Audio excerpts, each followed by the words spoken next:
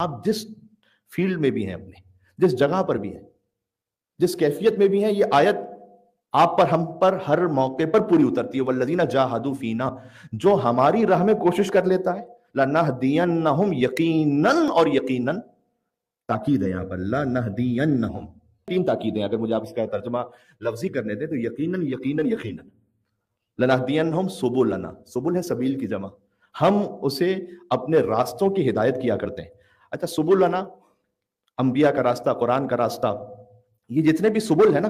یہ سب جا کر ایک صراط پر ختم ہوتے ہیں جو اہدنا الصراط المستقیم ہے۔ آپ غور کیجئے گا، قرآن میں سبیل کی جمع ہے سبل، لیکن صراط کی جمع کہیں نہیں ہے،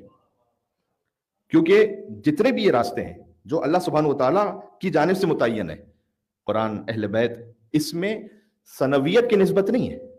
دوئیت کی نسبت نہیں ہے ان راستوں میں، نہیں نا، ان میں وحدت کی نسبت ہے کہ یہ سب راستے آپ کو ایک راستے پہ لے کے جاتے ہیں، اہدنا الصراط المستقیم، پروردگار سیدھی راہ پر ثابت قدم رکھ، صراط ایک ہی ہے۔ دیکھیں الحمدللہ ہمیں جو ہدایت کی نعمت ہے نا، وہ تقریباً ہم سبھی کو شاید ولادت ہی سے حاصل ہو گئی، تو بعض اوقات وہ شے کہ جو پہلے ہی سے حاصل شدہ ہو اس کی قدر نہیں ہو پاتی۔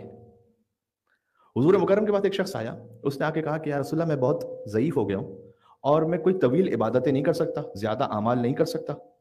تو کوئی مختصر عمل مجھے بتا دیں جو میرے لیے مفید ہو۔ نام ہے اس کا شیبہ حذلی۔ حضور نے کہا کہ اگر تم مختصر عمل چاہتے ہو تو یہ عمل انجام دو ہر نماز کے بعد، مختصر سا عمل ہے۔ حضور نے فرمایا کہ اگر تم نے یہ دعا پڑھی جو میں تمہیں بتلا رہا ہوں تو جنت میں جس دروازے سے داخل ہونا چاہو پھر داخل ہو جانا جنت میں۔ سبحان اللہ، مل کے صلوات بھیجیں محمد و آل محمد پر، اللہم صلی علی محمد و آل محمد۔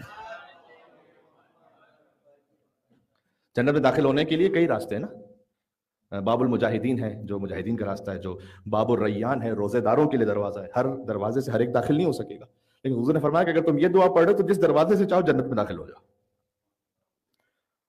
اور پھر حضور نے یہ دعا تعلیم فرمائی کہ یہ کہو، بسم اللہ الرحمن الرحیم، اللہم اہدنی من عندک وافض علی من فضلک وانشر علی من رحمتک وانزل علی من برکاتک۔ وہ دعا کہ جو یوزولی ہمارے ہاں مساجد میں نماز کے بعد پڑھی جاتی ہے، اس کا بیک گراؤنڈ یہ ہے، اللہم صلی علی محمد و علی محمد۔ اب ذرا اس پہ غور کیجیے، اللہم اہدنی من عندک، اس کا پہلا فقرہ یہی ہے، پروردگار تو اپنی جانب سے مجھے ہدایت عطا فرما دے۔ ہدایت پر ہو تب بھی یہ دعا اس لیے مانگیں کہ ہدایت ایک کانسٹنٹ شے کا نام نہیں ہے، ہدایت کے بے شمار درجات ہیں۔ مثلا فرمایا گیا کہ جنت میں ہر ایک کو درجہ دیا جائے گا اتنا جتنا اسے قرآن کی آیتوں کا علم ہوگا، جتنا جس کو قرآن کی آیتیں، اب نہیں معلوم یہاں پر پڑھنے کی بات ہے یا قرآن کی آیتوں کو سمجھ کر اپنی زندگی میں نافذ کرنے کی بات ہے، بہرحال جتنا جسے قرآن کی آیتوں کا علم ہوگا جنت میں اس کے اتنے ہی درجات ہوں گے۔ اس لیے ایک حدیث میں یہ بھی آیا ہے کہ اگر ایک شخص مستبصر ہو، زندگی کے آخر میں وہ حق تک پہنچے اور مذہب اہل بیت کو قبول کرے، بعض واقعات میں اس کا انتقال ہو گیا، امام علیہ السلام نے کچھ فرشتوں کو اللہ سبحانہ وتعالیٰ کی جانب سے متعین فرمایا کہ اسے قرآن کی تعلیم دو تاکہ جتنا قرآن یہ پڑھتا چلا جائے، جانتا چلا جائے، جنت میں اس کے درجات بڑھتے چلے جائیں۔ تو اللہم اہدنی من عندک، یہ دعا بار بار ہر نماز کے بعد حضور نے کہا یہ دعا پڑھو کہ پروردگار اپنی جانب سے ہدایت عطا، اللہم اہدنی من عندک وافض علی من فضلک، اپنے فضل سے مجھ پر احسان فرما، وانشر علی من رحمتک، اپنی رحمتوں کی بارش فرما، وانزل علی من برکاتک، اور اپنی برکتوں کا نزول فرما۔ حضور نے کہا یہ فقرے کہو نماز کے بعد، پھر جنت میں جس دروازے سے چاہو داخل ہو جاؤ۔